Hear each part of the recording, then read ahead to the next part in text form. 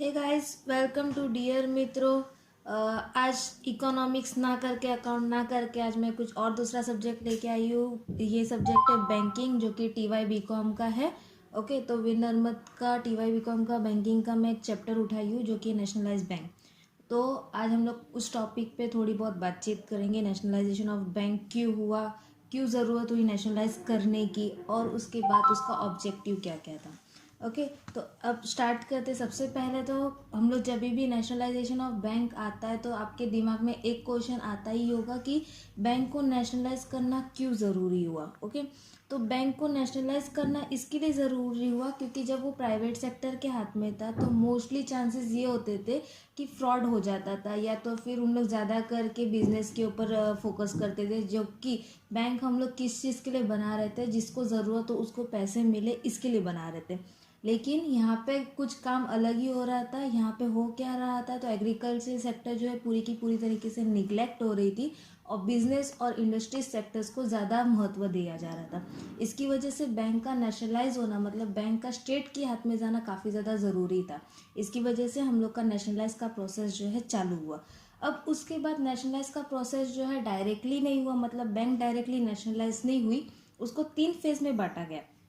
तो ये 3 फेज क्या है। सबसे पहला है imperial bank of India nationalise to SBI. Okay, मतलब हम लोग की जो एम्पेरियल बैंक यानी सबसे पहली बैंक जो सेटअप थी वो एम्पेरियल बैंक थी। वो एम्पेरियल बैंक जो है कन्वर्ट हो गई थी एसबीआई में। कौन से साल में? 1955 में। हम लोग आज जिसको स्टेट बैंक ऑफ इंडिया नाम से जानते हैं, उसका पहला नाम जो था एम्पेरियल बैंक था। वो नेशनलाइज के बाद उसका नाम एसबीआई हुआ। उसके बाद सेकेंड पॉइंट है joint stock bank in private sector get nationalise, यानी जो जो जॉइंट स्टॉक बैंक थी उन सबको जो है प्राइवेट सेक्टर से उठा के नेशनलाइज में कन्वर्ट कर दिया गया। अब ये कौन से साल में हुआ था? ये ईयर था 1969 पे। ये आपका सेकेंड फेज था। अब उसके बाद थर्ड फेज है। थर्ड फेज जो है 6 कमर्शियल बैंक जो है वो नेशनलाइज हुई थी 1980 में। ओके, तो ये आपके 3 फेज हो गए। ये 3 फेज आपको बोर्ड्स पे दिखेंगे। सबसे पहला आपका है imperial bank of India nationalise to SBI in 1955। Second है joint stock bank in private sector get nationalise in 1969।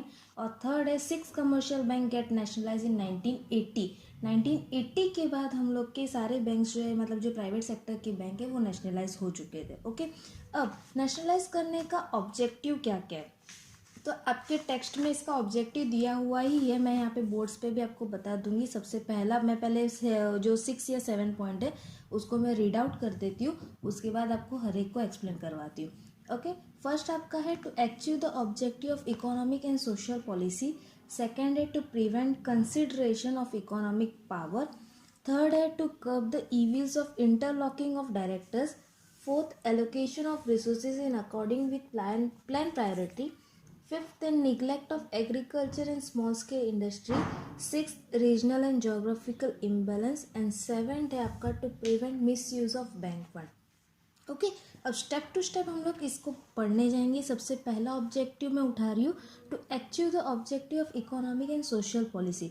इसका बोलने का मतलब क्या है, तो हम लोग ने जो स्टार्टिंग में पढ़ा कि प्राइवेट सेक्टर के हैंड में होने की वजह से पता नहीं चल रहा था कि पैसा कितना कहाँ पे जा रहा है, उसको स्ट्रेटेजिक में नहीं लेके आ पा रहे थे, मतलब स्ट्रेटेजिक प्लान में इन्वॉल्व नहीं कर पा रहे थे। इसकी वजह से उसका स्टेट के हाथ में जाना काफ़ी ज़्यादा ज़रूरी था। और ज़्यादा करके पैसा, हम लोग को ये भी पता है कि सबसे ज़्यादा पैसा जो है वो बैंक बना सकती है, मतलब बैंक को अगर अच्छे से यूज़ किया जा सके तो उसका सबसे ज़्यादा ग्रोथ जो है बैंक ही करके हम लोग को देगी। तो ये पैसा जो है स्टेट के हाथ में जाना, उनको स्ट्रैटेजी से, मतलब अच्छे खासे प्लान के हिसाब से यूज़ करना बहुत ज़्यादा ज़रूरी था।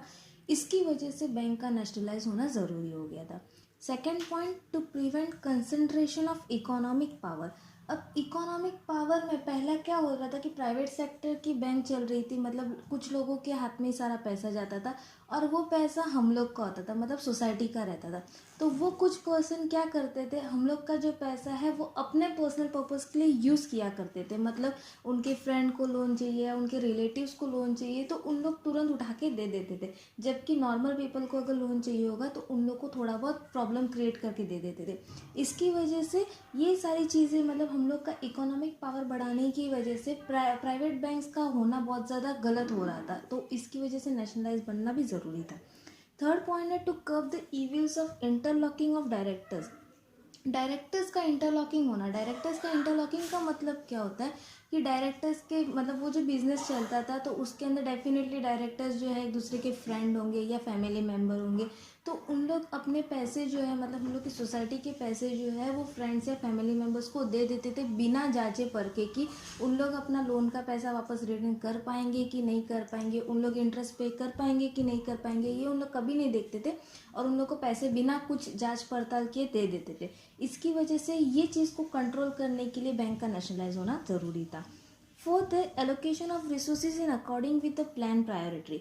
अब जब हम लोग का प्लानिंग पीरियड चालू हुआ था, मैंने लास्ट वीडियो में एक बार बताया था कि 1951 से हम लोग का प्लानिंग पीरियड चालू हुआ था, तो उस टाइम पे बैंक्स के लिए भी कुछ रूल्स एंड रेगुलेशन निकली थी, लेकिन उस टाइम पे क्या हो रहा था कि जो जो सेक्टर को सबसे ज़्यादा प्रायोरिटी होनी चाहिए थी वो सेक्टर को कम प्रायोरिटी दिया जा रहा था, और जो सेक्टर लो प्रायोरिटी का रहता था उसको ज़्यादा इंपॉर्टेंस दिया जाता था। तो इस चीज़ को रोकने के लिए बैंक अपना नेशनलाइज करना ज़रूरी करवा रही थी।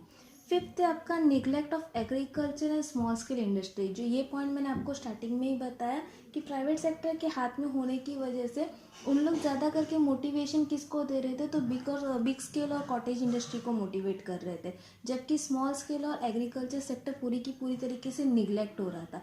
आपको ये भी पता ही होगा कि बैंक के बारे में पढ़ रहे हो तो आपको पता ही होगा कि बैंक जो है सेटअप हुई थी नॉर्मल मिडिल क्लास लोगों के लिए और पुअर क्लास लोगों के लिए, उनके हित के लिए सेटअप हुई थी, लेकिन ये प्राइवेट सेक्टर में होने की वजह से ये सारा पैसा जो है वो सिर्फ बिजनेसमैन को ही जा रहा था, इंडस्ट्रीज को ही जा रहा था, और एग्रीकल्चर सेक्टर और उनकी लोअर सेक्टर जो है उनको पैसे नहीं मिल रहे थे। इसके लिए यहाँ पे नेशनलाइज करना ज़रूर, क्योंकि उनके हाथ में सारा पैसा जा रहा था, तो उसको एक स्टेट के हाथ में लेके आने के लिए ये काफ़ी इंपॉर्टेंट हो गया था। फिर सिक्स्थ है regional and geographical imbalance.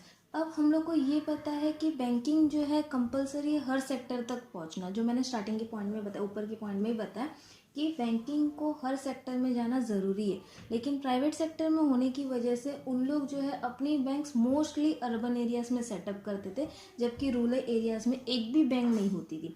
Rural areas में बैंक नहीं होगी तो रूरल एरियाज़ को पैसे मिलेंगे ही नहीं, रूरल एरिया को क्रेडिट फैसिलिटी ही नहीं मिलेगी, और जब क्रेडिट फैसिलिटी नहीं मिलेगी तो आपका बैंक बनाने का क्या फ़ायदा। इसकी वजह से बैंक का स्टेट में कन्वर्ट होना ज़रूरी था। 7th पॉइंट है आपका to prevent misuse of bank fund. अब यहाँ पे जो मैंने 3rd या 4th पॉइंट में बताया था आपको कि उन लोग अपने फ्रेंड्स और रिलेटिव्स को दे देते, तो उस टाइम पे उन लोग देखते नहीं है कि उस पर्सन को उतना पैसा देने की कैपेसिटी है कि नहीं, उन लोग बिना कुछ सोचे समझे दे देते। अब उसकी वजह से क्या होता है, कोई कोई पर्सन ऐसा भी रहता है जो उस पैसे को गलत तरीके से यूज़ करता है, मतलब उन लोग किसी हॉर्स ट्रैकिंग में लगा देते या किसी जुगाड़ के इसमें पैसे लगा देते, तो वो सारा पैसा जहाँ पे हम लोग को इकोनॉमिक में लेके आना चाहिए वो नॉन इकोनॉमिक एक्टिविटी में जा रहा था। इसकी वजह से बैंक का नेशनलाइज होना ज़रूरी था।